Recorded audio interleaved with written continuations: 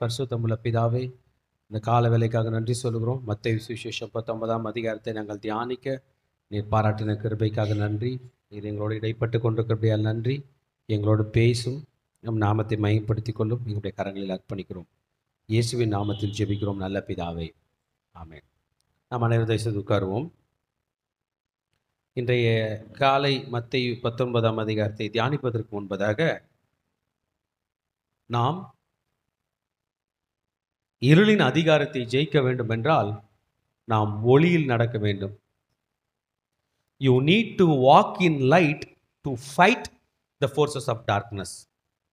இதை ஆண்டவர் எனக்கு திரும்ப திரும்ப சொல்றார். இருளின் அதிகாரங்கள் நம்மை மேற்கொள்ள பார்க்கும். இருளுக்கு பவர் ரொம்ப ஜாஸ்தி. நம்ம கையில் உள்ள சின்ன சின்ன ஒளிக்கெல்லாம் பவர் கம்மி. கொஞ்ச நேரம் தான், கொஞ்சம் தூரம் தான் ஒளி வீசும். அதுக்கப்புறம் ஒன்று அதுக்கு பவர் போய் அதுவே இருண்டுடும். இல்லைன்னா இதோட ஒளியினுடைய பவர் நமக்கு ரொம்ப தூரத்துக்கு உதவி செய்யும். ஆனால் இயேசு தன்னை பற்றி சொல்லுகிறார், நான் உலகத்தில் இருக்கையில் உலகத்துக்கு ஒளியாய் இருக்கிறேன். when I am in this world I am the light of the world ன்னு இயேசு சொல்கிறார். நான் பூமியில் இருக்கையில் நான் உலகத்துக்கு ஒளியாய் இருக்கிறேன். அப்போ அந்த விஷயத்தை நம்ம தெளிவாக புரிஞ்சிக்கும் போது ஜீசஸ் கூட நம்ம எந்த பிரச்சனையை பார்த்தாலும் நம்ம ஒளியில் நடக்கிறதாக அர்த்தம். நான் சொல்றத நீங்க கொஞ்சம் தெளிவாக கவனிங்க. ஒரு பூட்டிய ரூம் இருக்கு, நைட்ல போறீங்க, ரைட்டா? கவனிக்கிறீங்களா? எல்லாரும் கவனிக்கிறீங்களா? ஒரு ரூம் பூட்டி இருக்கு, இருட்டா இருக்கு, அன்னைக்கு நைட்டு. அந்த ரூம்குள்ள போறீங்க. முதல்ல கதவை தந்துட்டு அந்த ரூம்குள்ள போயிட்டு லைட் ஆன் பண்ணுவீங்களா, இல்ல வெளியில இருந்து லைட் அடிச்சுட்டு லைட் போன பிறகுதான் நீங்க போவீங்களா? நீங்க உள்ள போயிட்டு அதுக்கப்புறம் லைட் எதனா இருக்கான்னு தேடுவீங்களா, இல்ல முதல்ல லைட் அடிச்சு பார்த்துட்டு தான் போவீங்களா? எது சேஃபு? லைட் அடிச்சுட்டு தான் அதை போவோம். அப்படிதான் மனசுல உள்ள நினைவு கூட. உள்ள நினைவுல போய் உட்காந்துட்டு அப்புறம் லைட் அடிக்கக்கூடாது. போறதுக்கு முன்னாடி லைட் அடிக்கணும். நான் இந்த பிசினஸ் பண்ண போறேன், பண்ணிட்டமா வேணாமா? இயேசு போ சொல்றாரா இல்லையா? ஏன்னா இருட்டில் போய் உட்காந்துட்டு அப்புறம் தேல் கட்சிச்சு பல்லி கட்சிச்சு அதுக்கப்புறம் நான் லைட்டு கொளுத்துவேன்னா அந்த இதை ஃபேஸ் பண்ண வேண்டியது இருக்குது. அந்த டேமேஜை ஃபேஸ் பண்ணும். லைட் அடிச்சோம்னா ஒளி நமக்கு பல காரியங்களை காட்டுது. அந்த லைட் அந்த ரூமோட லெவலை நமக்கு காட்டுது. பார்த்தா ரொம்ப தூசியாகுது, புழுதியாகுது, சொல்லுவோம் நைட்டு வேணாம், காலையில் வந்து பார்த்துக்கலான்னு போயிடும். இல்லை, நிறைய ப்ரிகாஷன்ஸ் எடுப்போம். இயேசு அப்படிதான் இந்த இருண்ட உலகத்தின் ஒளியா இருக்கிறார். ஆமென். யோவான் 9ஆம் அதிகாரத்தில் சொல்லுகிறார், I am in the world, I am the light of the world. நான் உலகத்தில் இருக்கையில் உலகத்துக்கு ஒளியாய் இருக்கிறேன். ஹல்லேலூயா. உங்களை பார்த்து கேட்குறேன், how bold you feel when you are looking darkness from light? How bold you feel when you look light from darkness? திரும்பி கொஸ்டின் ரிப்பீட் பண்ணுறேன். நீங்கள் இருண்ட வீட்டுக்குள்ளே போகிறதுக்கு முன்னாடி அந்த வீட்டையே ஒளியில் அடித்து பார்க்குறீங்க, எவ்வளோ கான்ஃபிடென்ட்டாக இருப்பீங்க? வீட்டுக்குள்ளே போயிட்டீங்க, இருட்டில் மாட்டிக்கிட்டீங்க, அப்போ எங்கேருந்தோ ஒளி வருது, அங்கேருந்து ஒளியை பார்க்குறீங்க, எதில் போல்டாக இருப்பீங்க? லைட்டை அடித்து பார்க்கும்போது லைட்டு கூட நீங்கள் நின்னீங்கன்னா நீங்கள் போல்டாக இருப்பீங்க. ஐயோ ஒரு லைட் வந்தால் நல்லா இருக்கும்ன்ற இடத்துல நீங்கள் இருந்தீங்கன்னா நீங்கள் பயந்துன்னு இருப்பீங்க. அதுதான் ஜீசஸ் சொல்றார், I am the light of the world. மத்தேயு 4ஆம் அதிகாரம் 16ஆம் வசனம் சொல்லுகிறது, இருளில் இருந்த ஜனங்கள் பெரிய வெளிச்சத்தை கண்டார்கள். கிறிஸ்தவர்களே, தேவனுடைய பிள்ளைகளே, நமக்கு பிரச்சனை வரும் தான், அது வராமல் போகிறதில்ல. ஒளியில் நின்றுக்கிட்டு பிரச்சனையை பார்க்கணும். நம்முடைய இயல்பு என்ன தெரியுமா? சாத்தான் சொல்லுவான், பிரச்சனைக்குள்ளே மாட்டிக்கோ, அதுக்கப்புறம் உங்கள் ஆண்டவரை கூப்பிட்டு, இங்கே பாரு, நான் அந்த வழிக்கே வரல, நான் எங்கள் ஆண்டவர் கூட நின்று தான் முதல்ல பிரச்சனையை பார்ப்பேன். ஃபஸ்ட்டு இமேஜ் போடுங்கப்பா. இருளில் இருந்து, ஓகே, உங்கள் கையில் ஒளியை வச்சுக்கிட்டு இருளை பார்க்குறீங்க. ஃபஸ்ட் இமேஜ் தானே போட்டிருக்கீங்க, ரைட்? அந்த மனுஷன் கையில் வெளிச்சத்தை வச்சுக்கிட்டு நிற்கிறான். அவனை சுற்றி ஒரு ஃபீல்டு, அந்த லைட் ஃபீல்டு அவனுக்கு தெரியுது, ரைட்டா? அவன் போக போக அந்த ஒளி போகும், அவன் போயிடுவான், இவன் சேஃபு, ரைட்டா? அடுத்த ஆள் பாருங்க, சீயிங் லைட் ஃப்ரம் டார்க்னஸ். இன்னொரு ஆள் இருட்டுக்குள்ளே இருக்காரு, ஜன்னலில் கொஞ்சம் லைட் வருது, அப்பா ஒரு வெளிச்சம் வந்துச்சேன்னு இருக்கார். இதில் யாரா நீங்கள் இருக்கணும்னு விரும்புகிறீங்க? ஃபஸ்ட் ஆளா ரெண்டாவது ஆளா? ஃபஸ்ட் ஆள். ஆனால் ஆரம்பத்தில் நம்மளை காப்பாற்றும் போது நம்ம ரெண்டாவது ஆளாக இருந்தோம், இருளில் இருந்தோம், அவர் ஒளி அடித்தார். திரும்ப திரும்ப திரும்ப நம்ம ரெண்டாவது ஆளாக போகவே கூடாது, அவர் விரும்ப மாட்டார். நீங்கள் மலை மேல் வைக்கப்பட்ட பட்டணமாய் இருக்கிறீர்கள். ஆமென். விளக்கு தண்டின் மேல் வைக்கப்பட்ட வெளிச்சமாய் இருக்கிறீர்கள். மரக்காலினால் மூடி வைக்க கூடாதுன்னாரு. நம்ம ரொம்ப கேர்ஃபுல்லாக இருக்கணும். சாத்தான் முதல்ல நம் நினைவுகளில் நம்மளை பிடிச்சிப்பான். இந்த மக சொல்லும்போது சொன்னாங்க, சின்ன சின்ன விஷயத்தை கூட நான் பெருசாக டிஸ்டர்ப் ஆவேன். அதுதான் அவனோட வேலை. அவனுக்கு தெரியும் நம்ம எதில் வீக்குன்னு. சின்ன சின்ன விஷயத்தில் இழுத்து நம்மளை ஒளியை விட்டு நம்மை அகற்றுவது தான் அவன் வேலையாக இருந்துச்சு. இன்றைக்கி நம்ம தெளிவாகி விட்டோம். கர்த்தர் தம்முடைய ஒளியில் நம்மை நடத்துவார். ஹல்லேலூயா, ஆமென். இயேசு தான் ஒளி. Put under test. என்னங்க டெஸ்ட்டு? வெளிச்சத்தை அடித்தாலே டெஸ்ட்டு தான், ஒளியை அடித்தாலே டெஸ்ட்டு தான். எங்கள் வீட்டில் ஒரு எலி ரொம்ப கலாட்டாக பண்ணிட்டு இருந்துச்சு. அது எப்படி உள்ளே வந்துச்சு தெரில. உள்ளே வரத்துக்கு பேசேஜ் இல்லை, எப்பயோ கதவு திறக்கும்போது உள்ளே வந்துருச்சான்னு தெரில. ஆமாம், ஒரு நாள் நைட்டு நான் ஏஞ்சிக்கிட்டேன்.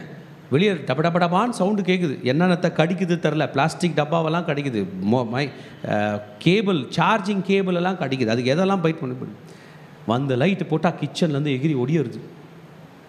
ஏன்? லைட்டை பார்த்தாலே அதுக்கு அலர்ஜி. திருச்சபையை உங்களை விரோதமாக எதிர்த்து கடிக்கிற சாத்தான்ற எலி, நீங்கள் இயேசுன்ற ஒளியை போட்டாலே அவன் எகிரி குதிச்சு ஓடுவான். ஹல்லேலூயா. ஆமாம், அவனுக்கு ஒளி பிடிக்காது. சாத்தானுக்கு ஒளி பிடிக்காது. நீங்கள் சர்ச்சுக்கு வராமல், ஆண்டர்கிட்ட வராமல், ஜபத்தில் கலந்துக்காமல், கான்ஃபரன்ஸ் ப்ரேயரில் கலக்காத அப்படிலாம் சொல்லுவான். எதை தெரியுமா? அவனோட திட்டம் நம்மளை இருளில் கொண்டு போய் டார்ச்சர் பண்ண வேண்டும் என்று. நீங்கள் நானும் டார்ச்சருக்கு உபாதைக்கு உட்படப்படுகிறவர்கள் அல்ல, நாம் ஒளியின் பிள்ளைகள். அல்லேலூயா சொல்லுங்க. நான் ஒளியின் பிள்ளை. நான் என் ஆண்டவருடைய வார்த்தைக்குள்ளே தான் இருப்பேன், என் ஆண்டவருடைய சத்தியத்துக்குள்ளே தான் இருப்பேன், இயேசு என்கிற ஒளிக்குள்ளாக இருப்பேன். அல்லேலூயா, ஆமென்.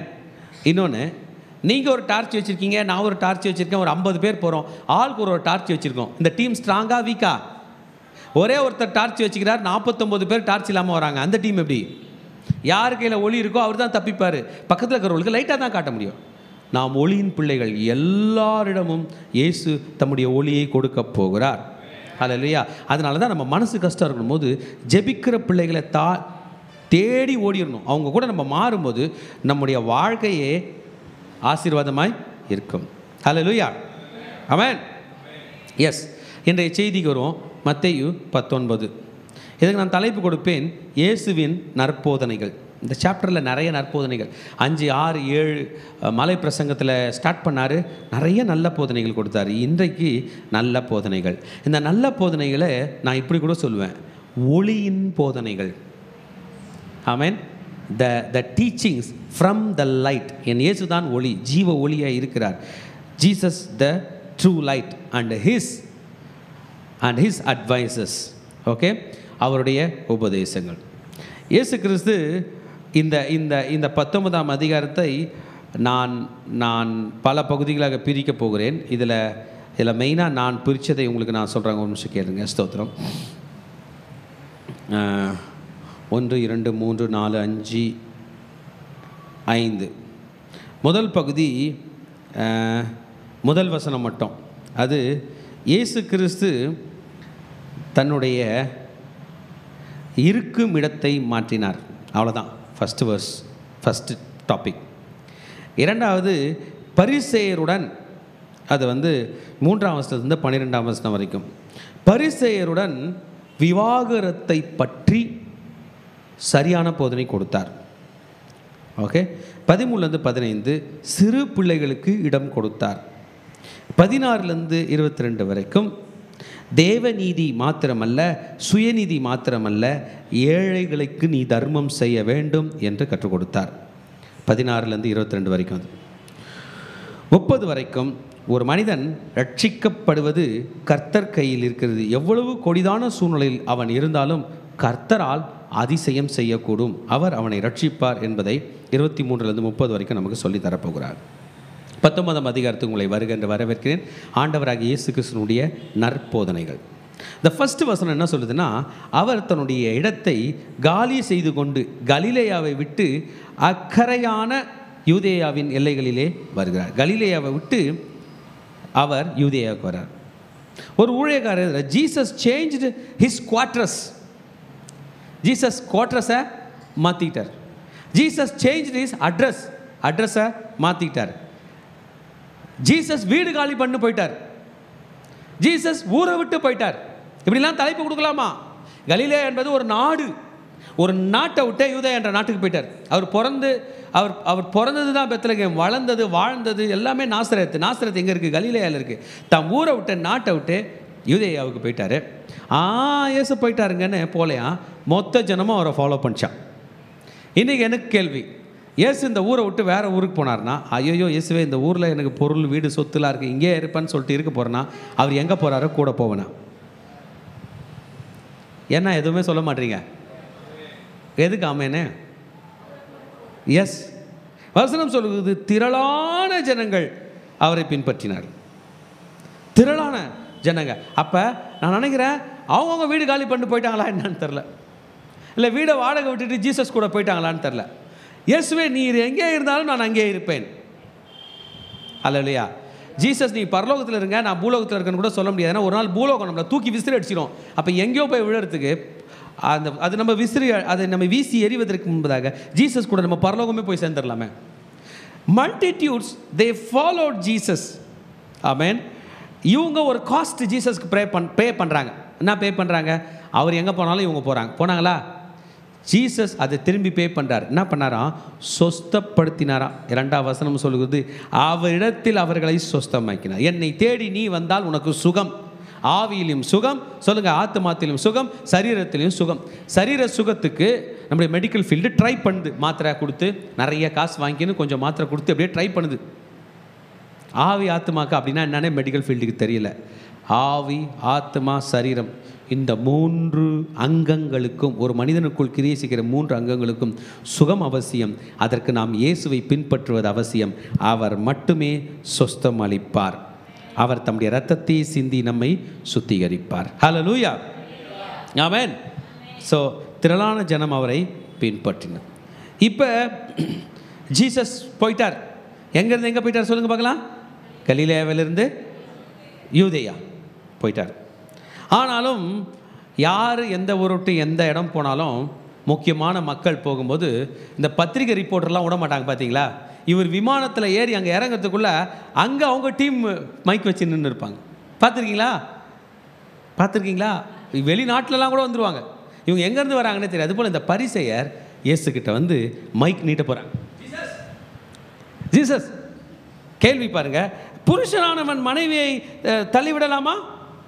மனைவியை எந்த முகாரத்தினாலும் தள்ளிவிடலாமா? எந்த காரணத்தினாலும் தள்ளிடலாமா? ஜீசஸ் ஆமென். யார் எத்தனை கேள்வி கேட்டாலும் அத்தனை கேள்விகளுக்கும் சரியான பதில் கொடுத்த ஒரே தலைவன் உலகத்தில் உண்டென்றால் இயேசு மட்டும்தான். கேள்வி பாருங்க, can a man divorce, put away his wife for any reason? என்ன ரீசன்? பழைய காலத்தில் நிறைய ரீசன்ஸ் ஆன் டைவர்ஸ்க்கு. என்ன ஆகிட்டாங்க? ப்ரெட்டை கருப்பு கலரில் டோஸ்ட் பண்ணி கொடுத்துட்டாங்க. நம்ம ஊரில் சொல்லணும்னா வெள்ளை மாவில் கருப்பு தோசை சுட்டு கொடுத்தாங்க. இதெல்லாம் ரீசனாக இருந்துச்சு. இப்போ இவங்க கேட்குறாங்க ஃபார் எனி ரீசன். ஓகே, இப்போ புரிஞ்சுக்கணும், இது நமக்கு ஒரு சிரிப்பான ஒரு கேள்வியாக இருக்கும். ஆனால் ரொம்ப வருத்தப்படக்கூடிய விஷயமா இருக்குது. நிறைய டைவர்ஸ் இன்றைக்கி உலகத்தில் ஏற்பட்டு கொண்டு இருக்குது. நம்ம நாட்டிலையும் அது வந்துருச்சு. இங்கே பாருங்க, அவங்க கேள்வி கேட்குறாங்க, டைவர்ஸ் பண்ணலாமா? பண்ணு, ஒரு ரிட் ஒன்று ஃபைல் பண்ணு, இப்படி பண்ணிட்டாங்கன்னு சொல்லு, டைவர்ஸ் பண்ணிட்டு போ சொல்கிறாங்களா? சரி, இப்போ ஆளாளுக்கு ஒன்று சொல்ல நம்ம அப்படியே மேலே போனோம்னா, இந்த கல்யாணன்றதை யார் ஒருத்தர் உருவாக்கியிருக்காரோ அவர்களை கேட்டு தான் பண்ணோம் இல்லையா? ஆளாளுக்கு இஷ்டத்துக்கு வாழலான்னு அவர் வச்சுருந்தாருன்னா வழியில் திருமணம் என்கிற ஒரு ஸ்கூல் ஆரம்பிச்சிருக்காரு, திருமணம் என்கிற ஒரு இயக்கத்தை ஆரம்பித்திருக்கிறார், திருமணம் என்கிற ஒரு இன்ஸ்டிடியூஷன் ஆரம்பிச்சிருக்கார், 2 பேர் சேர்ந்து ஒரு நிறுவனத்தை ஆரம்பிச்சிருக்கார். எல்லாத்தையும் விட பெரிய ஒரு உறவு எது? மேரேஜ். அவர் கையில் கேட்கலான்னு வராங்க. இப்போ ஜீசஸ் அவங்கள ஒளியில் நடத்த போகிறார். கணவன் மனைவி பிரச்சனையில் இருக்கும்போது அவங்க இருட்டில் இருப்பாங்க, அவங்க சாத்தானுடைய இருளில் இருப்பாங்க. அங்கேருந்து அவங்க முடிவு எடுக்க முடியாது. அவங்க வெளியே பைபிள் என்கிற ஒளியை படித்து பார்த்து தான் நம்ம தேர்வு செய்ய வேண்டிய நிலையில் நம்ம இருக்கோம். ஜீசஸ் அவங்களை இழுத்து ஒளியில் போடுறார். போட்டு சொல்லும்போது சொல்கிறாரு, இந்த மேரேஜ் என்பது நீங்கள் செய்தது அல்ல, பரலோக தந்தையினால் உண்டானதுன்னு அவர் ஒரு கோட் பண்ண போகிறாரு. அந்த கோட் பழைய ஏற்பாடில் ஆதியில் மனுஷன் 2 பேர் இருந்தாங்களே. எத்தனை பேர் இருந்தாங்க ஆதியில் இந்த உலகத்தில்? 2 பேர், ஆதாம், ஏவாள். ஆதாம் நீ ஏவாளுக்கு நண்பன், ஏவாள் நீ ஆதாமுக்கு நண்பி என்று சொல்ல, நீ அவனுக்கு கணவன், நீ அவனுக்கு மனைவி அப்படின்னு வச்சு திருமணம் பண்ணி செலிப்ரேட் பண்ணி கொடுத்தார். 2ஆம் அதிகாரம் 18லேருந்து 25 வரைக்கும் நாம் இதை படித்தோம் என்றால் அதில் சொல்லப்பட்டிருக்கு. பார்ப்போம், அதை நம்ம ரொம்ப கண்டிப்பாக படித்தோம்னா இது இம்பார்ட்டண்ட்டான கேள்வி அவங்க கேட்குறாங்க. தேவன் அதை விட இம்பார்ட்டண்ட்டான பதில் அவர்களுக்கு சொல்கிறார். 2:18 மனைவி என்பது கர்த்தரோட திட்டத்தில் தான் இருக்குது. ஏன்னா ஆதாம் தனியாக இருக்கார். ஆதாம் ஆடு மாடு கூட விளையாடுறாரு, மரம் செடியை எல்லாம் க்ளீன் பண்ணுறாரு, பழம் பறித்து சாப்பிட்றாரு, தனியாக இருக்கார், தனியாக படுத்துன்னு இருக்காரு. அவர் என்ன பண்ணுறதுன்னு தெரில. அவருக்கு ஏற்ற துணை, புரிந்து கொள்ள வேண்டும், ஒரு ஆணுக்கு ஏற்ற துணை ஒரு பெண்ணாக மட்டும்தான் இருக்க முடியும். ஒரு பெண்ணுக்கு ஏற்ற துணை ஒரு ஆண் மட்டுமே தான் இருக்க முடியும். ஒரு ஆணுக்கு இன்னொரு துணை இன்னொரு ஆணாக மாற முடியாது. ஒரு பெண்ணுக்கு இன்னொரு துணை ஒரு பெண்ணாக மாறவே முடியாது என்பதற்காக ஏற்ற துணை உண்டாக்குவேன் என்று திட்டம் பண்ணின தேவன். ஹல்லேலூயா. நீங்கள் 20க்கு மேலே படித்து 21ஆம் வசனம் படிச்சிங்கன்னா அந்த ஆணுக்குள் இருந்தே ஒரு பெண்ணை வர பண்ணுகிறார். ஈஸி ப்ராசஸா கஷ்டமான ப்ராசஸா? இவங்க மெடிக்கல் ஃபீல்ட்லேருந்து வந்திருக்காங்க, நானும் மெடிக்கல் ஃபீல்ட்லேருந்து வந்துக்கிறேன். நேராக போயிட்டு ஒரு ஆப்ரேஷன் பண்ணி ஒரு விழா வைத்துருவீங்களா? சத்து போயிடுவான். விழா ரொம்ப டேஞ்சரான விஷயம். Something related to breathing. விழாவில் ஹேர்லைன் கிராக் இருந்தால் கூட மூச்சு விட முடியாது. மூச்சு விடவும் முடியாது, விடாமலும் இருக்க முடியாது. அதான் ரிப்பு. விழா சாதாரண விஷயம் சும்மா இருக்குல்ல, விளையாட்டுக்கு இருக்கு. No, it's very very very complicated structure. விழாவில் என்னாச்சுன்னு கேட்பாங்க. அது உடஞ்சிச்சின்னா லங்கை தான் குத்திரும். நுரையீரலில் ஒரு சின்ன பஞ்சர் பண்ணால் கூட நுரையீரல் வீங்க ஆரம்பிக்கும். நுரையீரலை சுற்றி தண்ணி கட்ட ஆரம்பிக்கும். தண்ணி கட்டினாலே அவ்வளோதான், ஃப்ளூயிட் அக்யூமுலேட் ஆனாலும் மூச்சு விட முடியாது. இந்த ஃப்ளூயிட் அங்கேயே நிற்காத, நுரையீரல் ஃபுல்லாக பரவும். ஃப்ளூயிடை ஒழுங்காக எடுக்கலன்னா ஆள் போய் மறிக்க வேண்டியது தான். காம்ப்ளிகேட்டடான ஒரு சர்ஜரி பண்ணி விழாவை எடுக்கிறார் நம்ம ஆண்டவர். கைத்தட்டி ஆண்டவர் நன்றி சொல்லாமல் சாதாரண விஷயம் இல்லை, ஒரு விழாவை எடுக்கிறார். ஆதாமுக்கு அயர்ந்த நீத்திரை வர பண்ணி. உலகத்தில் 2ஆம் உலக யுத்தம் வரைக்கும் கூட குளோரோஃபார்ம் கண்டுபிடிக்கல. ரொம்ப ராவான பயங்கர மோசமான சர்ஜரிலாம் பண்ணியிருக்காங்க. யுத்தத்தில் சண்டை போட்டு கால் கை இதோடு வரவங்கள அப்படியே பச்சையாக ஆப்ரேஷன் பண்ணுவாங்களாம் அவன் உயிரை காப்பாற்றுறதுக்கு. துடிக்க பிறகுதான் ஞானிகள் பைபிள் படித்து அயர்ந்த நித்திரையில் ஒரு மனிதன் இருந்தான்னா விழா வரைக்கும் அடிக்கலான்னு படித்து தான் இப்படி ஒரு ஆப்ஷன் கர்த்தர் வச்சுருக்காருன்னு குளோரோஃபார்ம் கண்டுபிடிக்கிறாங்க. குளோரோஃபார்மில் நீங்கள் ஒன்றும் பண்ணல, சரியான அளவு கொடுத்தா தூங்கிடுறோம், ஓவர் அளவு கொடுத்தா நிரந்தரமாக தூங்கிடும். அதனால் குளோரோஃபார்ம் பார்த்து தான் என்ன பண்ணுவாங்க, கொடுப்பாங்க, தூங்கிடுறான். ஜென்ரல் பாடி அனஸ்தீஷியா, ஆமேன், டோட்டல் பாடி அனஸ்தீஷியா, மொத்த உடம்பு ஆள் தூங்கிட்டான். விழாவிலிருந்து எடுக்கிறார். ஆமேன். எடுத்து அதை என்ன பண்ணுறாருன்னா சதையினால் அடைத்தார். ஆமேன். விழா எலும்புகள் ஒன்றிய அந்த இடத்தை எதனால் அடைத்தாரா? எங்கேருந்து சதையை எடுத்து பண்ணாருன்னு தெரியல. ஆமேன். ஆமாம், ஹார்வெஸ்ட் சைட்டுன்னு ஒன்று இருக்குது. ஒரு இடத்துலேருந்து சதையை எலும்பை ஹார்வெஸ்ட் பண்ணி ஆப்ரேஷன் சைட்டில் போட்டு அடைப்பாங்க. எலும்பு வேணும்னா ஒரு சில இடத்துலேருந்து இந்த ஃபீமர் போன்லேருந்து தேய்ச்சி எடுப்பாங்க. சதை வேணுன்னா ஒரு இடத்துல எடுப்பாங்க. நம்ம ராஜா அன்னைக்கே பெஸ்ட்டு சர்ஜனாக இருந்திருக்கார். சதையினால் அடைத்தார். ஆமேன். ஆப்ரேஷன் முடிஞ்சு ஆதாம் ஏஞ்சிக்கிறாரு. ஏஞ்சிக்கும் போது பார்த்தா இங்கே என்ன இருக்குது, லெஃப்ட் சைடில் இருந்தால் ரைட் சைடில் என்ன இருக்குது, தையல் இருக்குது. என்ன இருக்குது? தையல் இருக்குது. எங்கள் ஒய்ஃபு என் பசங்க கையில் சொல்லுவாங்க, நீங்கள் 2 பேர் பிறக்கும் போது மம்மிக்கு என்ன ஆச்சு, ஆப்ரேஷன் ஆகி தான் ஆப்ரேஷன் பண்ணி தான் எடுத்தாங்க. என்ன இருக்குங்க? தையல். இந்த தையல் தான் நீ. ஆடம் ஈவாவை பார்த்து சொல்லுவார், இந்த தையலில் தான் நீ. ஆமேன். அவங்களுக்கும் தெரியும் தான் எங்கேருந்து வந்தேன்னு. அந்த கணவனும் மனைவியும் கைகளை பிடித்து கொண்டாங்க. Out of pain. அவருக்கு ஆப்ரேஷன் பண்ணி வலி இல்லாமல் ஆண்டர் விட்டாரா இல்லை அந்த புண்ணு ஆற விட்டாரான்னு எனக்கு தெரில. ஃபியூச்சர்ஸ் அங்கே இருக்குது. சாதாரண விஷயம் இல்லை. திருச்சபையே அவளை மனுஷியாக ஆக்குகிறார். இதுக்கு மேலே அவரோட இன்டெலிஜென்ஸ். ஒரு எலும்பை ஒரு மனுஷனை ஆக்கிறதுக்கு அவர் என்ன பண்ணாருன்னு எனக்கு தெரில. எப்படி டிஎன்ஏவை எடுத்து பண்ணார், போன்லேருந்து எப்படி மசில் வர வச்சார், போன்லேருந்து எப்படி ரிப்பு வர வச்சார், போன்லேருந்து எப்படி பிரெயின் வர வச்சார் எனக்கு தெரில. ஒருவேளை ஆராய்ச்சியாளர்கள் அதை ட்ரை பண்ணலாம். வந்து கொண்டிருக்கிறது. ஜெனட்டிக் இன்ஜினியரிங் வந்திருக்குது. டிஎன்ஏ ரீகாம்பினன்ட் டெக்னாலஜி எல்லாம் வந்துனே இருக்குது. அவங்க கண்டுபிடிக்கலாம், கண்டுபிடிக்காமலும் போகலாம். ஒரு விழாவில் இருந்து ஒரு அழகான ஒரு ஸ்திரீயை உருவாக்க கர்த்தரால் முடிந்தது. நீங்களும் நானும் ஆச்சரியப்பட வேண்டிய அவசியம் இல்லை. மண்ணிலேருந்தே மனுஷனை உருவாக்குனார்னா மனுஷன்லேருந்து மனுஷியை உருவாக்குறது அவருக்கு லேசான காரியம். ஹல்லேலூயா. ஆதாம் கண்டுபிடிச்சாரு, இவள் என் எலும்பில் என் மாம்சத்தில் இவள் மனுஷனிலிருந்து எடுக்கப்பட்டபடியால் மனுஷி எனப்படுவாள். பேர் ஆடாம் வைக்கிறாருங்க.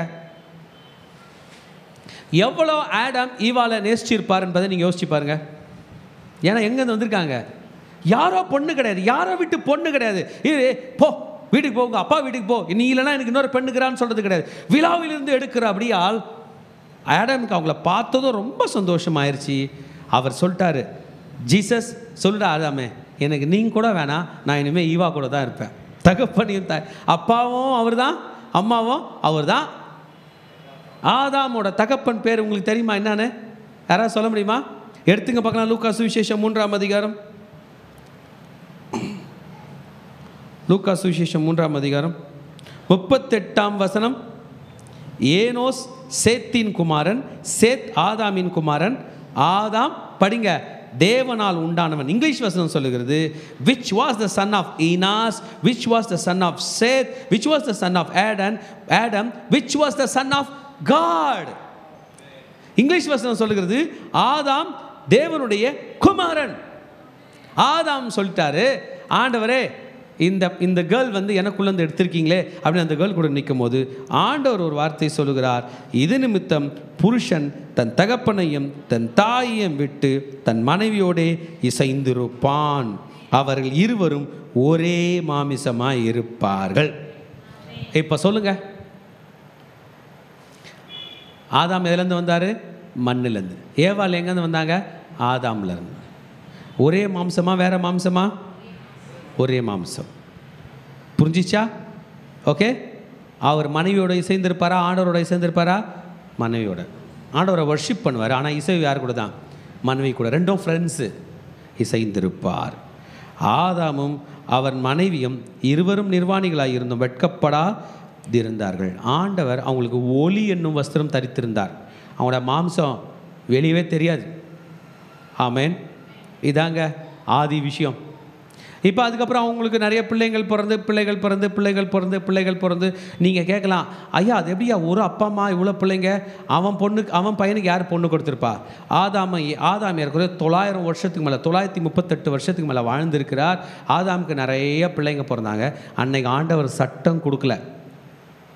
ஒரே தாய் தந்தை வயிற்றில் பிறந்த பிள்ளைங்க அவங்களுக்குள்ளே கல்யாணம் பண்ணிக்கிட்டாங்க. அன்னைக்கு பழைய ஏற்பாட்டு காலத்தில் மோசேயோட நியாயப்பிரமாணம் வரும்போது தான் ஆண்டவர் சட்டத்திட்டங்களை கொடுக்குறார். 613 கட்டளைகளில் கொடுக்கும்போது அதில் தான் சொல்கிறார் யாரை கல்யாணம் பண்ணணும், யாரை பண்ண கூடாது.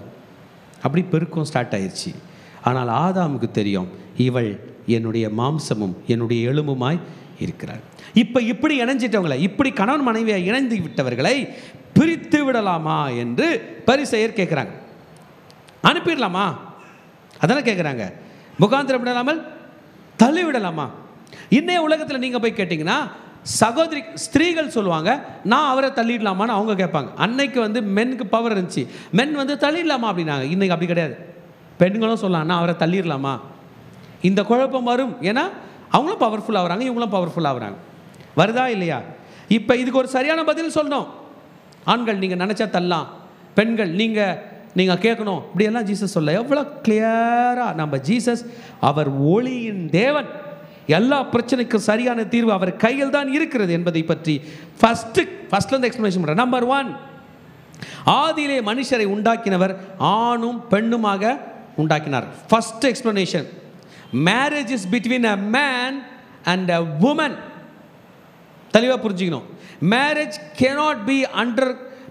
cannot be done between a man and a man, women and a woman. ஆணுக்கும் திருமணம் பண்ண முடியாது, பெண்ணுக்கும் திருமணம் பண்ண முடியாது. அவர் சொன்ன ஸ்டேட்மெண்ட் மத்தேயு 19:4 படி அவர்களை ஆணும் பெண்ணுமாக உண்டாக்கினார்.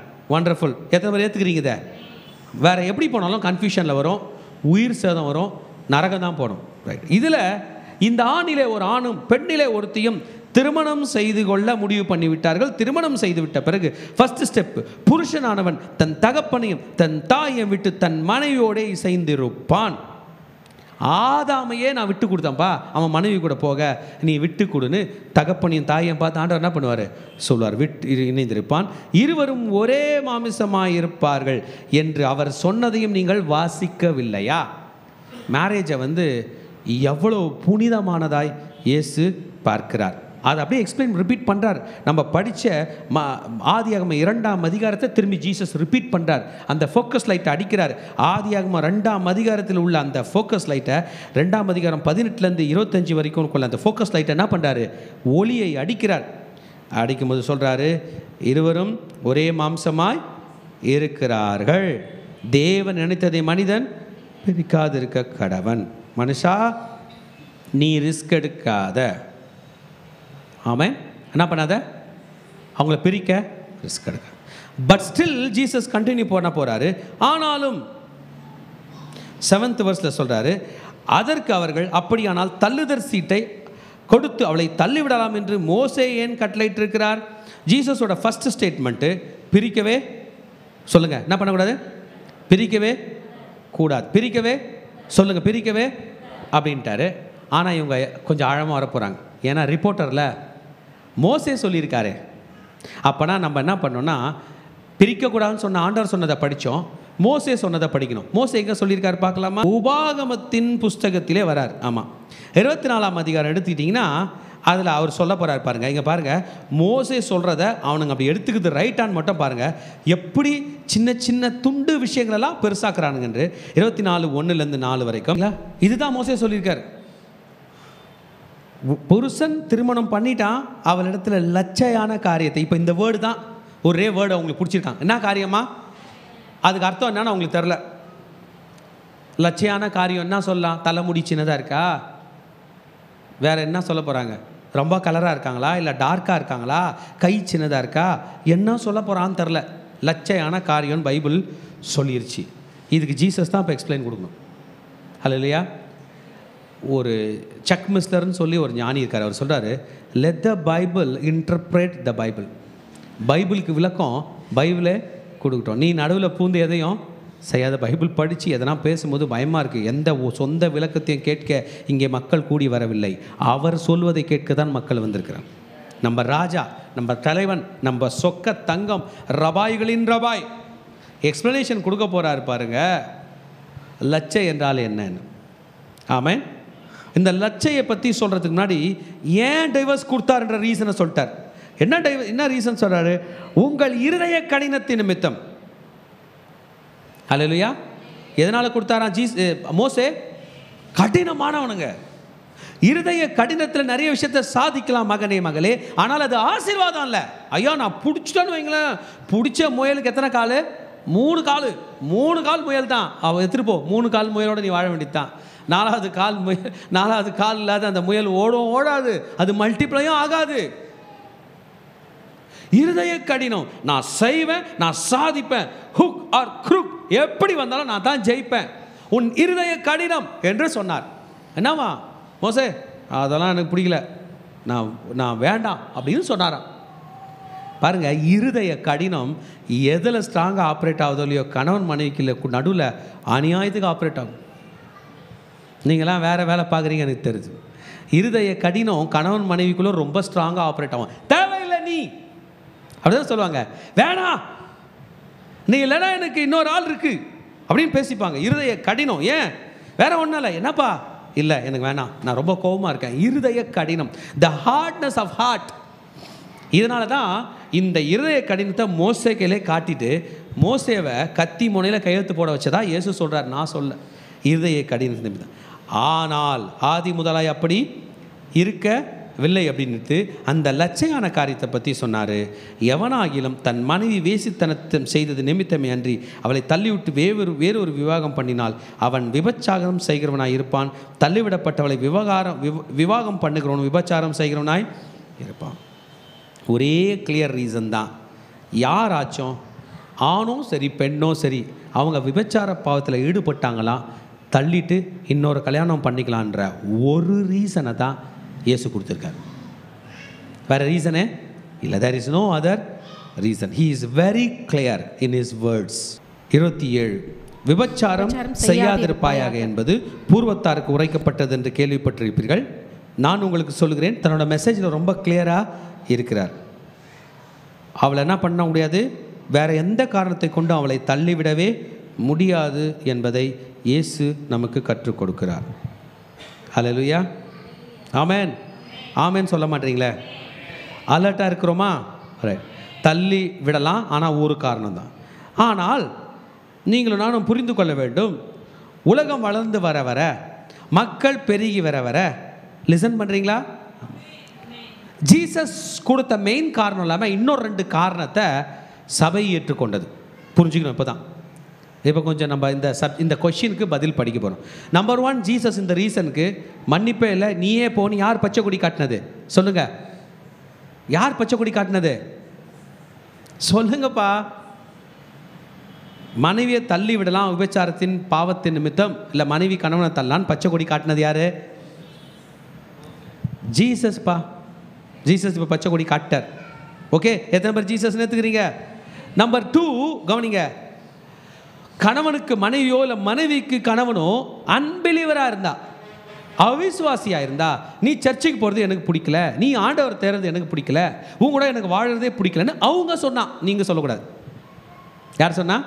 அவங்க சொன்னா, உன்னை நான் டைவர்ஸ் பண்ண போகிறேன், நீ எனக்கு தேவையே இல்லை, நான் பிரிஞ்சு போக போகிறேன், உங்க கூட வாழவே மாட்டேன் என்று சொன்னால், 1 கொரிந்தியர் 7:15, ஆகிலும் அவிசுவாசி பிரிந்து போனால் பிரிந்து போகட்டும், இப்படிப்பட்ட விஷயத்தில் சகோதரனாவது சகோதரியாவது அடிமைப்பட்டவர்கள் அல்ல, சமாதானமாய் இருக்கும்படிக்கு தேவன் நம்மை அழைத்து இருக்கிறார். ஹல்லேலூயா. இன்னும் கொஞ்சம் முன்னாடி வசனம் பின்னாடி வசனம்லாம் படிச்சிங்க, எக்ஸ்பிளைன் பண்ணியிருப்பாரு. இந்த பச்சை கொடி யார் காட்டினது? புறஜாதிகளுக்கு அப்போஸ்தலன் என்று அழைக்கப்பட்ட பவுல் சொல்லியிருக்கார். 2வது பச்சை கொடி ஜீசஸ் காட்டினதான் மெயின் பச்சை கொடி. அதுக்கப்புறம் ஒரு பச்சை கொடி எதுக்கா? abandonment by an unbeliever. If he or she abandons you, நீ தேவையில்லையா எனக்கு abandon பண்ணிட்டா வேற வழியே இல்லை, என்ன தான் பண்ணியாகணும். ஆமென். 3rd விஷயம், இதை நீங்கள் புரிஞ்சுக்கணும், லிசன் பண்ணணும். இதை நான் சொல்லவில்லை, உலகம் சொல்லுகிறது, உலகத்தோடு கூட சேர்ந்து திருச்சபையும் சொல்லுது. என்னன்னா அபியூஸ்.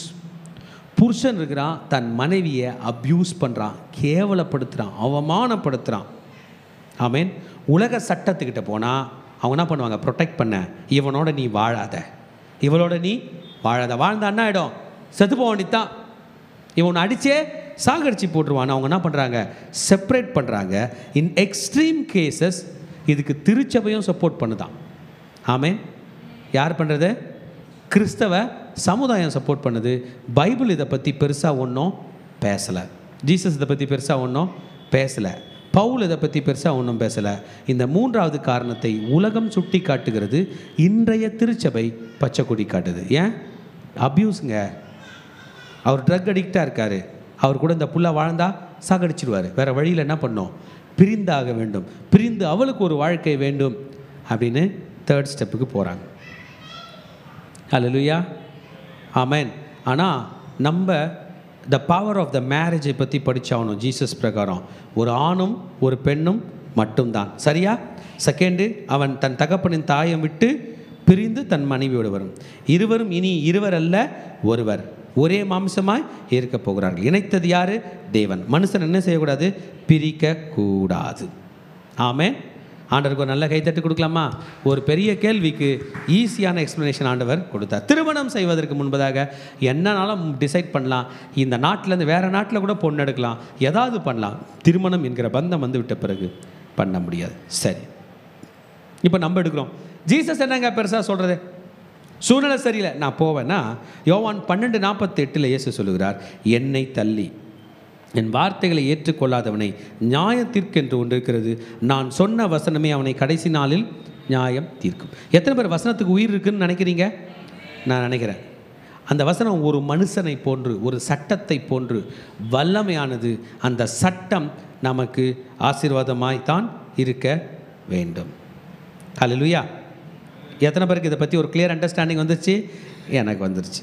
இப்போ சீஷர்களில் சிலர் திருமணமானவர்கள் இருக்கிறாங்க, திருமணமாகாது இருப்பாங்க. பேதுரு எடுத்துட்டோம்னா, பேதுருவின் மாமி எப்படி இருந்தாங்களா? ஜுரத்தோடு இருந்தாங்க. இயேசு வந்து போய் கை வைக்கிற, அப்போ பேதுருக்கு என்ன ஆகிட்டுக்குது? கல்யாணம் ஆகிட்டுக்குது. யோவான் பற்றி நமக்கு தெரியல. யோவான் சின்ன பையன், கல்யாணம் ஆகாத பையன். இப்போ சீஷர்கள் என்ன பண்ணிட்டாங்கன்னா அந்த கேள்வியை மாற்றி எடுத்துகிட்டு போவாங்க. ஜீசஸ் அப்போனா கல்யாணமே பண்ணிக்காமல் இருக்கும் ஜீசஸ். வேற கல்யாணம் பண்ணிட்டு அந்த பொண்ணுக்கும் எனக்கும் சண்டை வந்து நான் டைவர்ஸ் பண்ணி உன்னால் மாட்டிக்க முடியாது, அதனால் என்ன வேண்டாமா, என்ன வேணாம் சொல்லுங்கள், கல்யாணம் வேணாம் நான் என் வழியை பார்த்துட்டு போயிடுறேன் அப்படின்னும் போது, திருமணம் ஆகாதவர்கள் எப்படிப்பட்டவர்களாய் இருக்கிற 3 கிரைட்டீரியா கொடுக்குறார். புரிஞ்சுங்க. அன்றைக்கு ஆணையும் பெண்ணையும் ஆண்டவர் படைத்து என்ன சொன்னார்? பலுகி பெருகி பூமியை நிரப்புங்கள்னார். அப்போ கணவன் மனைவி இணைந்து பிள்ளைகள் பெற்றாக வேண்டும் என்பது ஆண்டவருடைய ஒரு ஆசீர்வாதமாக இருந்துச்சு. இப்போ 3 கிரைட்டீரியா கொடுக்குறாரு. இது ஒரு ஸ்ட்ரேஞ்ச் டாபிக், மக்கள் ஆழமாக போகாத ஒரு டாபிக், நமக்கு புரியாத ஒரு டாபிக். இப்போ நீங்களும் நானும் புரிந்து கொள்ள போகிறோம். 19ஆம் அதிகாரத்தினுடைய 12ஆம் வசனத்துக்கு பதில் தரப்போகிறார். 11 பதில் தரப்போகிறார். 10 அவங்க என்ன சொன்னாங்க? அச்சச்சோ மனைவி இப்படி இருக்கிறதுனால, புருஷன் மனைவி பிரச்சனை அப்படி இருக்கிறதுனால கல்யாணம் பண்ணிக்க வேண்டான்ட்டாங்க. இயேசு அதற்கு சொல்ல போகிறார். படிங்க. 11. அவர் வரம் பெற்றவர்களை தவிர மற்றவர்கள் இந்த வசனத்தை ஏற்றுக்கொள்ள மாட்டார்கள். தாயின் வயிற்றிலிருந்து போதுமா? ஒன்று போலாம். என்ன பெற்றவர்களா? வரம் பெற்றவர்கள். என்ன பெற்றவர்கள்? a special group of people. புரிஞ்சுங்க, a special.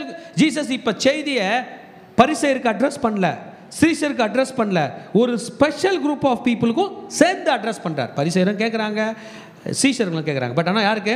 அந்த ஸ்பெஷல் குரூப் ஆஃப் பீப்புளை வரம் பெற்றவர்கள் என்று சொன்னார். ஹல்லேலூயா. எத்தனை பேர் லிசன் பண்ணுறீங்க? என்ன பெற்றவர்கள்? வரம் பெற்றவர்கள். அவர்களை அவர் அன்னகர்கள் என்று சொல்ல ஆரம்பிக்க போகிறார். இந்த வேர்டு அண்டர்லைன் பண்ணி வச்சுங்க. என்னதுங்க? அன்னகர்கள். இங்கிலீஷில் இந்த வேர்டுக்கு வந்து யூனிக்ஸ். என்ன பாருங்க? யூனிக்ஸ்னா யாருன்னு பாருங்க. நான் அதோடைய அர்த்தத்தை படிக்கிறேன். ஆக்ஸ்போர்ட் டிக்ஷனரி அர்த்தம், a man who had his testicles removed, castrated, especially one who guarded the harem in some eastern countries in the past. Okay, விதை அகற்றப்பட்ட, ஆண்மை போக்கப்பட்ட ஆண் அலி, குறிப்பாக கடந்த காலத்தில் சில கீழை நாடுகளில் பெண்களுக்கு காவலாக நியமிக்கப்பட்ட இத்தகைய ஒருவர். என்ன பாருங்க, அந்த காலத்தில் ஒரு நாட்டு மன்னன் இன்னொரு நாட்டு மன்னனோட சண்டைக்கு போட்டு ஜெயிச்சுட்டு வந்துடுவானா? வரவன் சும்மா வர மாட்டான். அங்கே உள்ள பெண்களெல்லாம் பிடிச்சிட்டு வந்து தனக்கு 2ஆம் கல்யாணம் 3ஆம் கல்யாணம் மறுமனை ஆட்டிகளாக வச்சுப்பான், வேலைக்காரிகளாக வச்சுப்பான்ல. இதெல்லாம் நம்ம வரலாறுல படிச்சிருக்கோம். ஆண் பிள்ளைகளே பிடிச்சிட்டு வருவான்.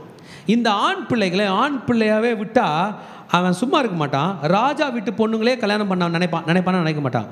அதனால அவனுடைய விதைகளை அறுத்து போட்டுருவானுங்களாம். கொடுமை. அது தாண்டி பொழைச்சி வர முடியுமான்னு தெரில. ஒன்று அறுத்து போட்டுருவானா, இல்லைனா அந்த விதைகளை அடிச்சிருவானா, கல் மேலே வச்சு 2 டெஸ்டிகிள்ஸையும் ஒரே குத்து தான். இன்னும் அவன் தெரில. அந்த வலியை தாண்டி செத்து பொழைச்சி வந்தான்னா அவன் ஆணே கிடையாது, அவனுக்கு அன்னகன்னு பேர். அவனுக்கு வேலையே இந்த அந்த புறத்தில் உள்ள அந்த பெண்களை காவல் காக்கிற வேலை. ஏன்னா அவனால் இனிமே அவளுங்களுக்கு ஒரு ஆபத்தும் இல்லை. இவங்க தான் அன்னகர்களாம்.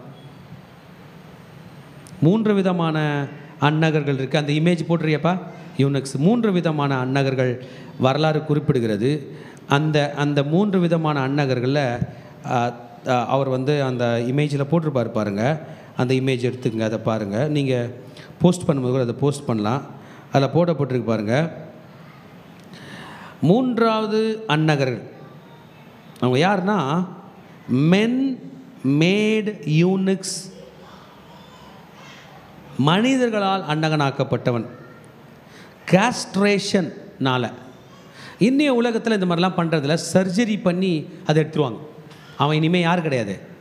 ஆணே கிடையாது. அந்த காலத்தில் அரசர் மாளிகையில் இப்படிப்பட்டவனுங்களை தான் வேலைக்கு எடுப்பானுங்க. ராணிக்கு தண்ணி கொடுத்துடுவா, ராணியை கூட்டுவானா, ஒன்றுமே இல்லை, ராஜா எப்படி அனுப்புவார்? இப்படி பண்ணியிருக்காங்க. பல கலாச்சாரத்தில் இது இருப்பதாக சொல்லப்பட்டிருக்கு. இந்த விஷயத்தை ஜீசஸ் அட்ரஸ் பண்ணுறாரு. யார் காலத்தில்? ரோமருடைய காலத்தில். இந்த வேலையை செய்கிறவனுங்க அவனுங்களாம் கிரேக்கர்கள் செஞ்சுருக்காங்க, சைனாவில் செஞ்சுருக்காங்க, கொரியாவில் செஞ்சுருக்காங்க. இன்றைக்கு வரைக்கும் உலகத்தில் நடக்குது, ஆனால் வெளியில் தெரியவில்லை. ஆண் பிள்ளைகள், வாலிப பிள்ளைகள், டீனேஜ் பிள்ளைகளை கொண்டு போய் அன்னகர்களாக்கி அடிமைப்படுத்தி வைத்துக்கிறது. அவன் ஆணும் இல்லை பெண்ணும் இல்லாதபடி நடுக்கோணத்தில் நிற்க வைக்கிறது நடந்திருக்குது. இந்த வேர்டை ஜீசஸ் இங்கே அட்ரஸ் பண்ணுறார். ஆனால் ஜீசஸ் இங்கே என்ன சொல்ல போகிறார்? நான் படிக்கலாமா? தாயின் வயிற்றில் இருந்து அன்னகர்களாய் பிறந்தவர்களும் உண்டு. என்னதுங்க சொல்லுங்க அந்த வேர்டு. தாயின், இதுக்கு வந்து கிரிப்டோ கிடிசம் பேர். அது பேர் கிரிப்டோ சிடிசம்னு சொல்லலாம், கிடிசம் சொல்லலாம். மென் born as eunuchs, பிறக்கும் போதே என்னவா பிறக்கிறாங்க? அவங்க அன்னகர்களாய் பிறக்கிறார்கள். ஆமென். இவர்கள் பிறக்கும் போதே அன்னகர்களாய் பிறக்கிறார்கள். கிரிப்டோ கிடிசம். இந்த கிரிப்டோ கிடிசம் எப்படி வருதுன்னு நான் சொன்னேன்னா, பர்த்லேயே அப்படி வருது. என்னையா அப்படின்னா, இதுக்கு ஒரு தமிழ் வார்த்தை இருக்குது, மறை விந்தகம், மறை விரை. அவன் பிறக்கும் போதே அந்த 2 பால்ஸும் அந்த 2 டெஸ்டிகல்ஸும் இல்லை. அது ரெண்டும் மேலே போயிட்டு இருக்குதா என்னான்னு தெரில. என்ன இல்லை? இல்லை, அந்த பால்ஸே இல்லை. ஒரு டெஸ்டிக்கல் இருக்கும், இல்லை நேரம் ரெண்டுமே இல்லாமல் போயிடும். ஆனால் அவனால் ஒரு பெண்ணை கர்ப்பம் தரிக்க வைக்கக்கூடிய அளவுக்கு அவனிடத்தில் என்ன இருக்காது? விந்து இருக்காது. இதை தான் சொல்ல வர்றாருங்க. தாயின் வயிற்றில் பிறக்கும் போதே அவன் எப்படி இருக்கிறான்? அப்படி பிறக்கிறான். அது ஃபர்ஸ்ட் டைப். இது ஒரு பெரிய இஷ்யூ. இதுக்காக நிறைய மெடிக்கல் செலவுகள், ட்ரீட்மெண்ட்லாம் பண்ணுறாங்க. 1% கிட்ட நார்மலாக வாய்ப்பு இருக்குன்னு சொல்கிறாங்க. அதை பற்றி நமக்கு தெரியவில்லை. இட்ஸ் நாட் அட் ஆல், காணவே காணும். இதுதான் தமிழில் சொல்லப்பட்டிருக்குது. இந்த இமேஜை பார்த்தீங்கன்னா ஃபர்ஸ்ட் டைப் அதுதான். தாயின் வயிற்றில் பிறக்கும் போதே அப்படி தான் பிறந்தவர்கள். மனுஷர்களால் அன்னர்களாக்கப்பட்டவர்கள் நம்ம படித்தோம். இப்போ ராஜா, எதிரி நாட்டு ராஜா கொண்டு போய் என்ன பண்ணுறான்? ஒரு திறமை மிக்க பவர்ஃபுல்லான ஆண் பிள்ளை என்ன ஆக்குறான்? அன்னகனாக்குறான். ஏன் இதை அனிமல்ஸில் பண்ணோமே, நம்மளை காளை மாடு வண்டிலாம் இழுத்துட்டு போகுது, அதுங்களுக்கு இந்த ட்ரீட்மெண்ட்டு தான். அதுகளுக்கு இந்த இந்த இந்த இந்த கேஸ்ட் இந்த இந்த கேஸ்ட்ராக்டமி பண்ணலன்னா, கேஸ்ட்ரேட் பண்ணலன்னா அது ஒரு பெண் பசு பின்னாடி போயிடும். அதுக்கு அந்த நாட்டமே வரக்கூடாதுன்னு அப்படி பண்ணுறாங்க. அதனால தான் அது ஜஸ்ட் காளை மாடு, அதால் உற்பத்தி நடக்காது. சரி, ஓகே. இப்போ தேர்டு டைப் ஆஃப் யூனுக், இதுதான் மெயின். இதை பற்றி தான் இயேசு இன்னைக்கு பேச போகிறார். அவர்களே தன்னை அன்னகர்களாக்கி கொள்கிறார்களாம். எப்படின்னா, தன்னை பரிசுத்தமாக காத்து கொள்கிறார்கள். அல்லேலூயா. எப்படி காத்துக்கிறாங்க? இதை தான் சொல்ல போகிறாரு. ஏற்றுக்கொள்ள வல்லவன், ஏற்றுக்கொள்ள கடவன். அந்த மாதிரி ஊழியம் செய்ய வந்தவர் தான் யோவான் ஸ்நானகன். அந்த மாதிரி வந்தவர் தான் இயேசு ராஜாவே. நம்ம ராஜாவே அதான். எல்லா திறன் படைத்தவர், கர்த்தருக்காக வாழ்கிறார். இப்படி they have been given an important ministry to fulfill. இயேசு இந்த பூமியில் நீ பிறப்பதே மனித பாவத்திற்காக மரிக்கும்படியாக தான். மரிக்கிறதுக்கு வந்தாருங்க அவரு. இதை தான் சொல்றார், ஏற்றுக்கொள்ள மனதுடன். எத்தனை பேரை இயேசு ஏற்றுக்க போறீங்க? நான் ஏற்றுக்கொள்ள போகிறேன். என் இயேசு எல்லாம் வல்ல ராஜா, ஆனால் பரலோக ராஜ்யத்துக்காக, இந்த படுபாவியை காப்பாற்றுவதற்காக தன்னை இந்த ஊழியத்துக்கு என்று அர்ப்பணித்து வாழ்ந்து மரித்தார். ஹல்லேலூயா. ஏற்றுக்கொள்ள மனதுடையவன் ஏற்றுக்கொள்ளணும். ஒரே வசனத்தில் இவ்வளோ பெரிய சத்தியத்தை அடக்கி கொடுத்தார். பவுல் அப்போஸ்தலன், எலியா, இப்பேற்பட்ட தீர்க்கதரிசிகள் எல்லாம் இதுதான், தங்களை கர்த்தர்க்கென்று அன்னகர்களாக்கி கொண்டவர்கள். ஆமென். நெக்ஸ்ட் போர்ஷனுக்கு நம்ம போக போகிறோம். 13ஆம் வசனம். சிறு பிள்ளைகளை கூட்டிக் கொண்டு வருகிறார்கள். சிறு பிள்ளைகளை பெரியவர்கள் அவமதிக்கிறார்கள். சிறு பிள்ளைகள் முக்கியம் தான் என் ராஜ்யத்தில் என்பதை இயேசு சொன்னார். சின்ன பிள்ளைங்க ஊழியம் உங்களுக்கு முக்கியம் இல்லைன்னா, உங்கள் வீட்டில் சின்ன பிள்ளைங்க முக்கியம் இல்லாமல் இருக்காங்களான்னு பாருங்கள். உங்கள் வீட்டில் அவங்க சொல்கிறது தான் சட்டம்னா, கர்த்தருடைய ராஜ்யத்தில் நம்ம பிள்ளைங்க வளர்ந்து வந்து கர்த்தருக்குள் வளர வேண்டும். அவங்க நாளைக்கு சட்டம் ஏற்ற போகிறாங்க, அந்த வழியில் நம்ம அவர்களை வளர்க்க வேண்டும் என்பதை இயேசு சொன்னார். சிறு பிள்ளைகள் முக்கியம். 16லேருந்து 26 வரைக்கும் படித்தோம்னா, ஒரு பணக்கார ஒருவன் அவன் வந்து இயேசுவை பார்த்து நல்ல போதகரே அப்படின்றான். அவனுக்கு எல்லாம் தெரியும், நித்தியத்துக்கு போக நான் என்ன செய்ய வேண்டும்ன்றான்.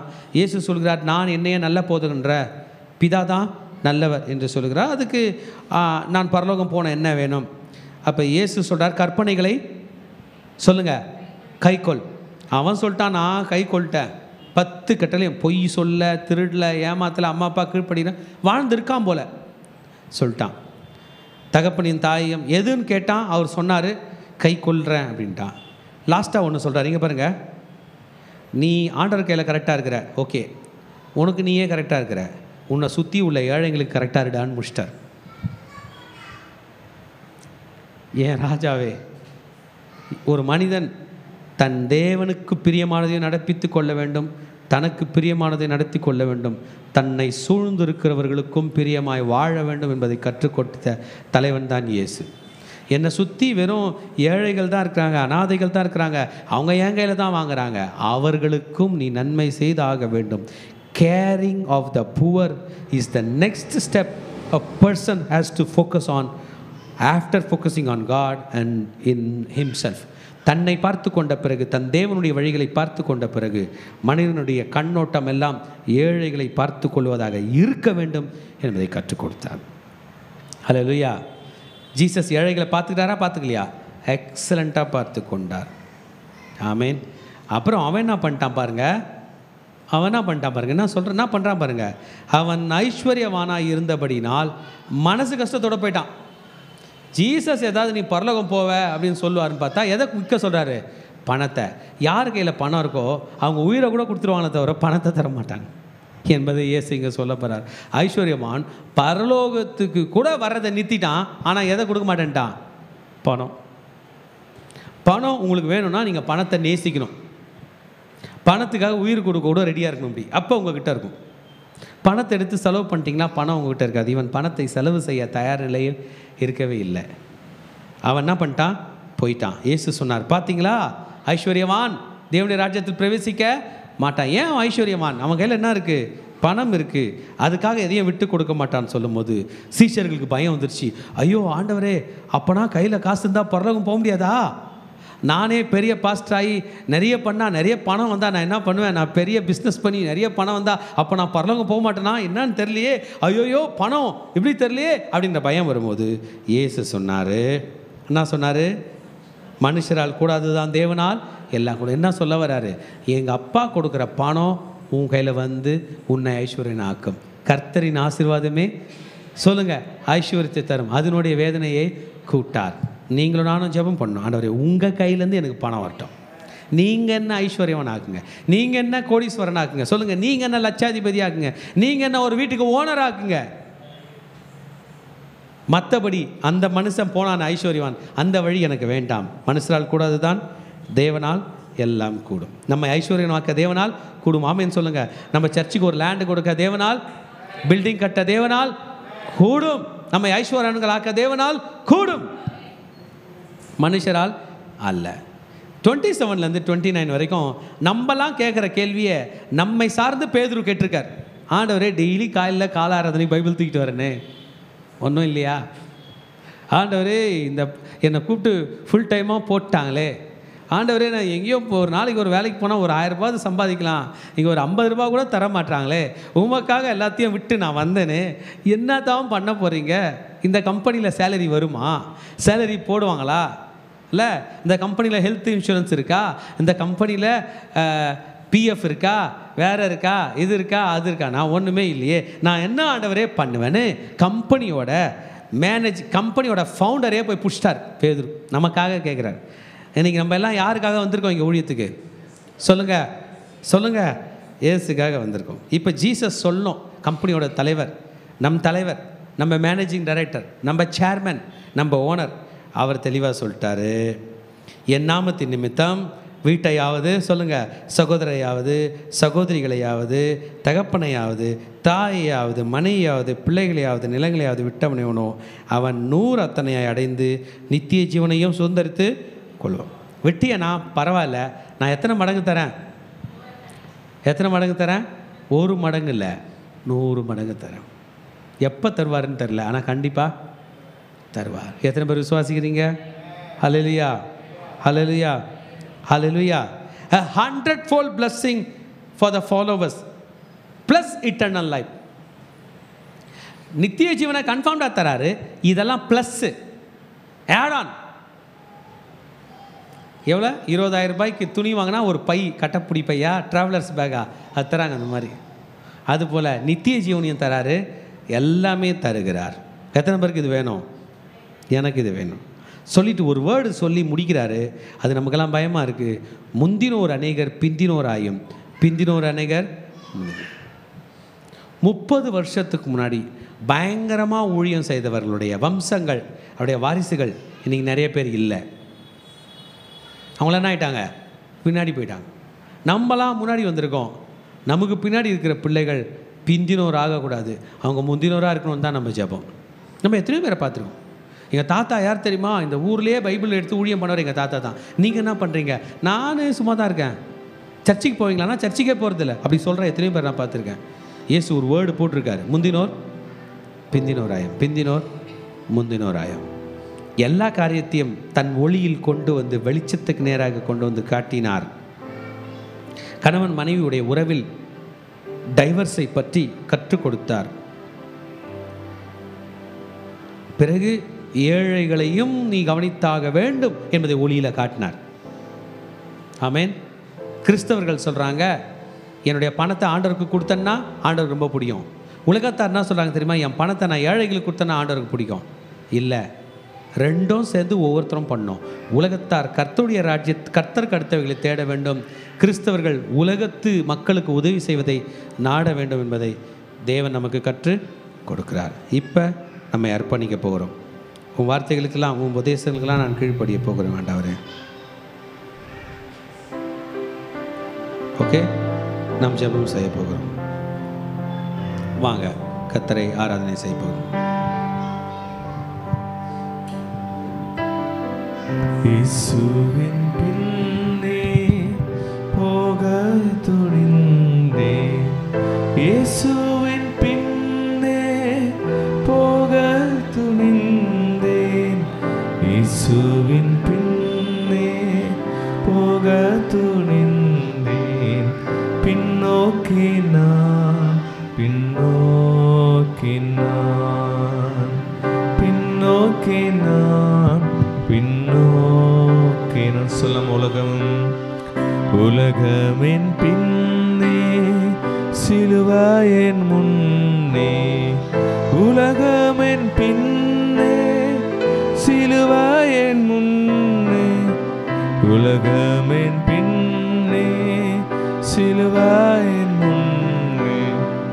சின்னோக்கி நான், பின்னோக்கி நான், பின்னோக்கி நான், பின்னோக்கி நான்.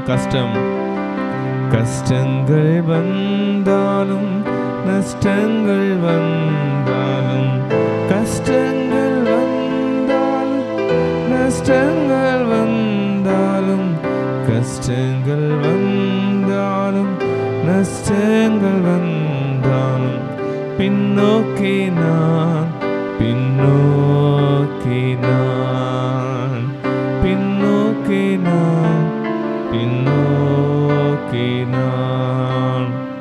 இயேசுவின் பின்னே போக துணிந்தேன், இயேசுவின் பின்னே போக துணிந்தேன், இயேசுவின் பின்னே போக துணிந்தேன்.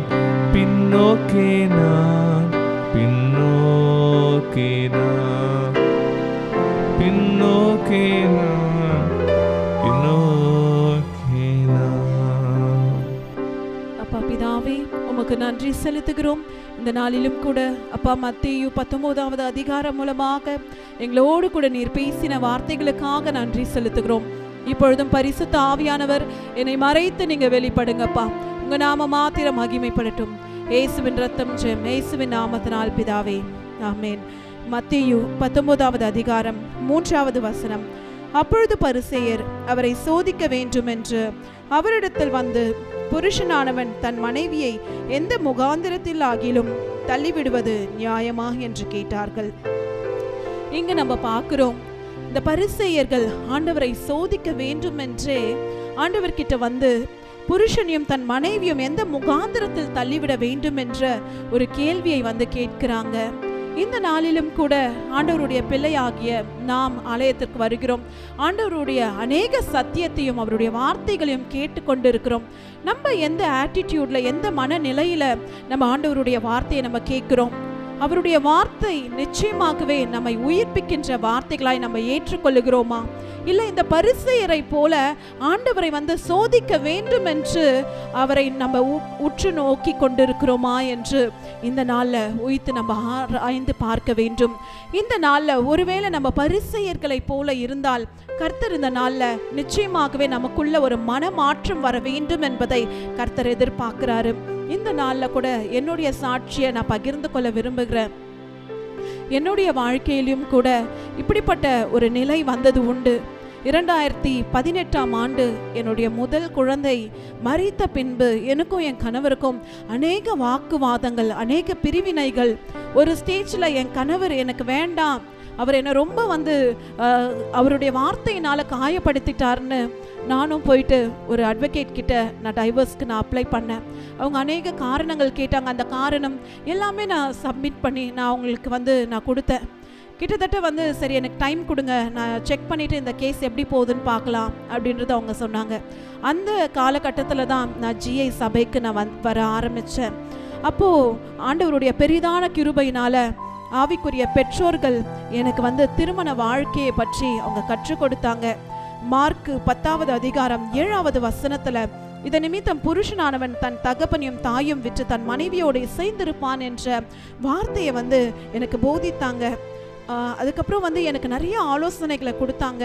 சாத்தியமே இல்லாததை ஆண்டவர் எல்லா சூழ்நிலையும் மாற்றினார். என்னுடைய கணவர் இந்த சபைக்கு அந்த நாளில் வருவதற்கு சாத்தியமே இல்லை.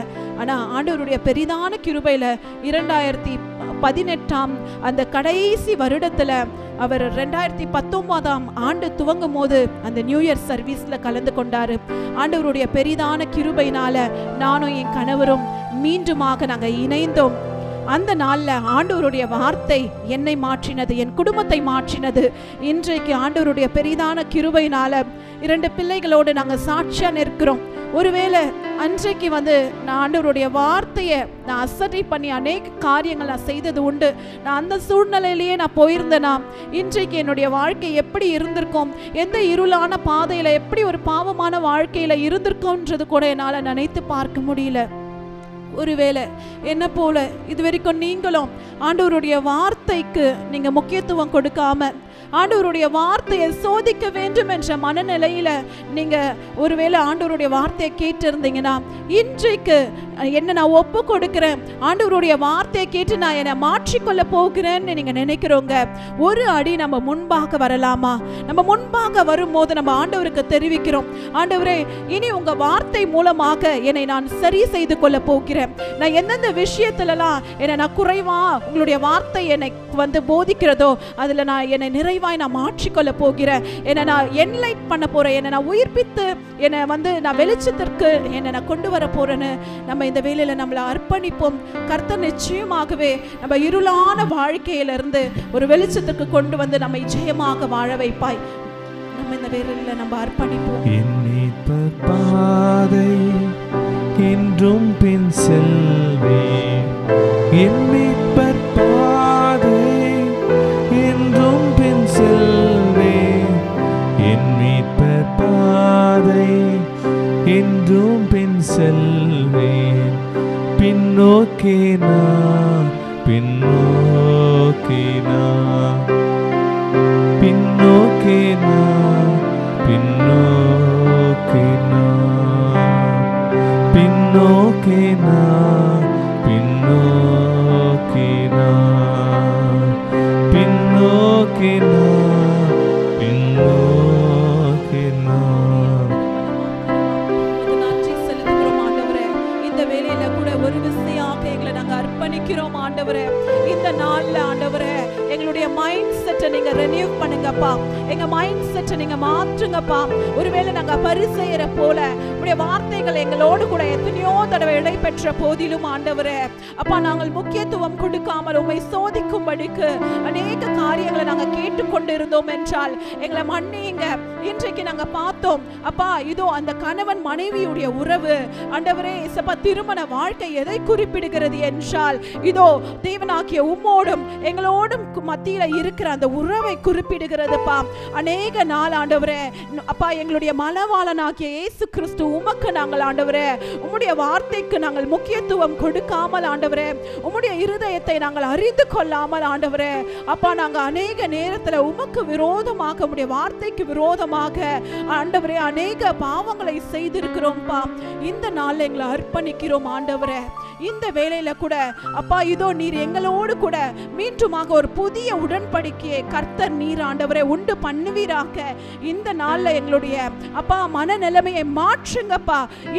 இனி ஆண்டவரே உம்முடைய வார்த்தைகளை கேட்டு ஆண்டவரே அப்பா நாங்கள் எங்களுடைய வாழ்க்கையை நாங்கள் மாற்றிக்கொள்ள போகிறோம் ஆண்டவரே. எங்களுடைய சித்தத்தின் படி அல்ல, உம்முடைய சித்தத்தின் படி ஆண்டவரே நாங்கள் எல்லாவற்றிலும் நாங்கள் செய்த ஆண்டவரே உமக்கேற்ற மனவாட்டிகளாய் நாங்கள் இருந்து ஒரு வெற்றியின் பாதையில் நாங்கள் வாழ்வோம் என்பதை நாங்கள் அர்ப்பணிக்கிறோம். உங்க கரத்தில் அர்ப்பணிக்கிறோம். இயேசுவின் ரத்தம் ஜெயம், இயேசுவின் நாமத்தினால் பிதாவே, ஆமென். ஹல்லேலூயா. மத்தேயு 19 அதிகாரம் 16 வசனம். அப்பொழுது ஒருவன் வந்து அவரை நோக்கி, நல்ல போதகரே, நித்திய ஜீவனை அடைவதற்கு நான் எந்த நன்மையை செய்ய வேண்டும் என்று கேட்டான். இந்த இடத்துல பார்க்கிறோம், ஒரு மனிதன் வந்து ஆண்டவர்கிட்ட கேட்கிறார், நான் நித்திய ஜீவனுக்குள்ளாக பிரவேசிக்க வேண்டுமானால் என்ன செய்ய வேண்டும் என்று. அதற்கு தேவன் 21 வசனம் மூலமாக அவர் பதில் தருகிறார். அதற்கு இயேசு, நீ பூரண சர்க்குணராய் இருக்க விரும்பினால் போய் உனக்கு உண்டானவைகளை விற்று தரித்திரருக்கு கொடு, அப்பொழுது பரலோகத்தில் உனக்கு பொக்கிஷம் உண்டாயிருக்கும், பின்பு என்னை பின்பற்றி வா என்றார். இந்த நாளில் பார்க்கிறோம், அந்த மனிதன் தேவனிடத்தில் போய் கேட்கும் பொழுது நித்திய ஜீவனுக்கு உண்டான வழி என்னவென்றால் நாம் தேவனை பின்பற்ற வேண்டும். நம் நடக்கைகளின் மூலமாக நாம் எப்படி தேவனை பின்பற்றுகிறோம் என்று மற்ற ஜனங்கள் அறிந்து கொள்ளும்படியாக நம்முடைய காரியங்கள் இருக்க வேண்டும் என்பதை தேவன் விளக்குகிறார். இந்த நாளில் கூட நாம் எந்தெந்த காரியத்திற்கு பின்பாக நாம் சென்று தேவனை பின்பற்றக்கூடாதபடி, உலகத்தின் ஐஸ்வர்யத்தை நம்பி பரலோகத்தில் நம்முடைய பொக்கிஷங்களை சேர்த்து வைக்கக்கூடாதபடி நம்ம சிந்தைகள் இருக்கிறதோ, இப்பொழுதும் ஆண்டவர் நம்மோடு இடைப்பட்டு கொண்டிருக்கிறார். இந்த வேளையில நம் கரங்களை உயர்த்தி நம் தேவனிடத்தில் நம்மை அர்ப்பணிப்போம். ஆண்டவர், இந்த வேளையில நமக்குள்ளாக அப்படிப்பட்ட காரியங்கள் இருக்குமானால் அதை ஒரு நிமிஷம் அதை எடுத்து போடும்படியாக, பரலோக ராஜ்யத்தில் நம்முடைய பொக்கிஷங்களை சேர்த்து வைக்க நம்முடைய இருதயத்தை திருப்பும்படியாக நம்முடைய ஆவி ஆத்மா சரீரத்தை தேவனிடத்தில் அர்ப்பணித்து நாம் ஜெபிக்க போகிறோம்.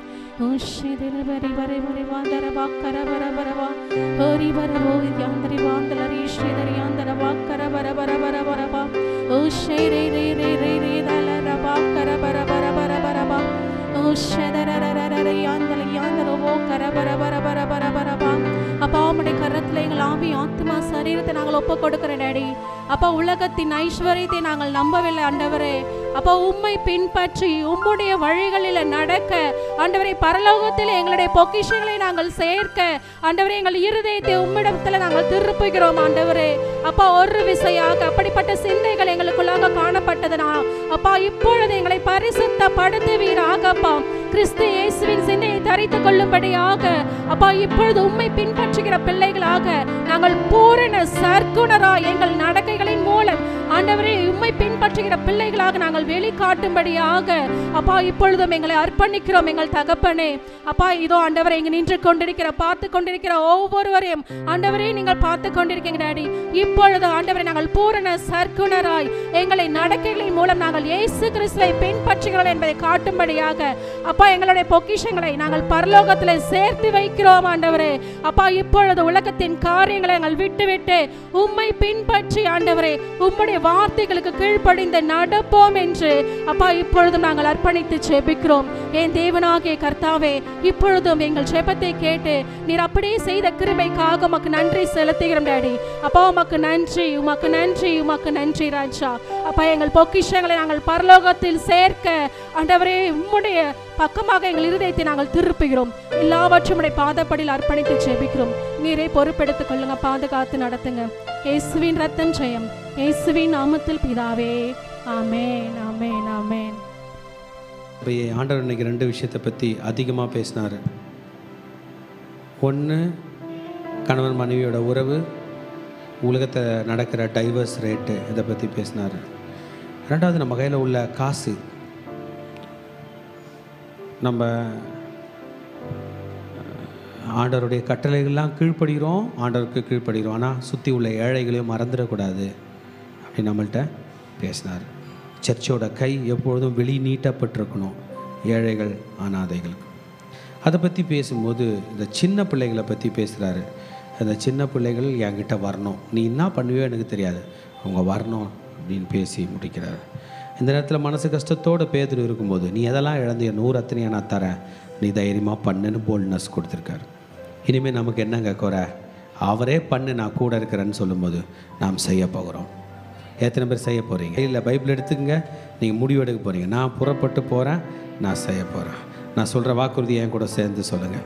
இயேசுவின் நாமத்தினாலே, இயேசுவின் வார்த்தைக்கு கட்டுப்பட்டு கையில் வேதத்தை எடுத்துக்கொண்டு அவர் சொன்ன அத்தனை காரியங்களையும் செய்ய இதோ நான் புறப்பட்டு போகிறேன்.